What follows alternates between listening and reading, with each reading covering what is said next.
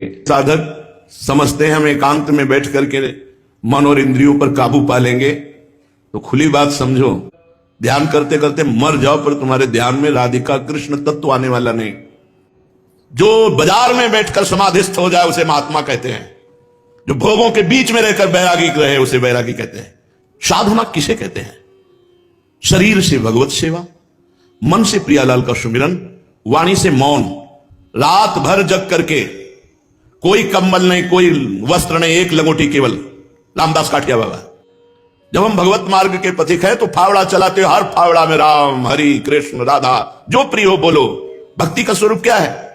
बैठ करके सांसारिक चिंतन करना।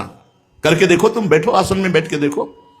भक्ति का मतलब है मधुर मधुर भगवान का सुमिरन करना और अपने कर्तव्य का पालन करना। अर्जुन जी कह रहे हैं मैं संन्यास लेकर भीख मांग कर खाऊंगा, युद्ध नहीं करूंगा। भगवान जी कह रहे हैं मामुनिस्मर युद्ध से, मेरा स्मरण करते हुए युद्ध रूपी कर्तव्य कर्म को कर। अगर इन हाथों से सैकड़ों साधकों की सेवा बन जाती है, अगर इन हाथों से लाडली लाल की सेवा बन जाती है, इन हाथों से समाज की सेवा बन जाती, तो हाथ सार्थक हुए। नहीं कौन सा भजन।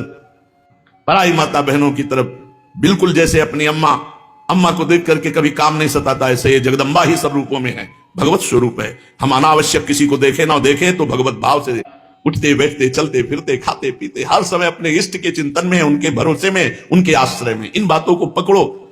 आज्ञा का पालन ही सबसे बड़ा भजन है। अपने जीवन को समर्पित कर दो तो हरिवंश नौका में बैठे तुम्हें हाथ पैर मारने की जरूरत नहीं। श्री हरिवंश प्रताप नाम नौका निज खेवक, भवसागर सुख तरत निकट हरिवंश जो सेवक। नाम जब करते हुए हरिवंश चंद्र जी की नौका में बैठे, बहुत समुद्र से पार करके श्री जी तक पहुंचा दी। हमारी ताकत नहीं कि हम तैर कर जाएं, इतनी सामर्थ्य नहीं, इतने बड़े बड़े काम क्रोध आदि ग्राह है कि खा जाएंगे, सारे भजन को खा जाएंगे। इसलिए महारानी जी की शरण में रहो, परिचर्या में रहो और निरंतर नाम जपने का अभ्यास करो। तो भगवान जिसके सहयोगी हैं, विजय श्री उसके पास है, संकट चाहे भले पड़े।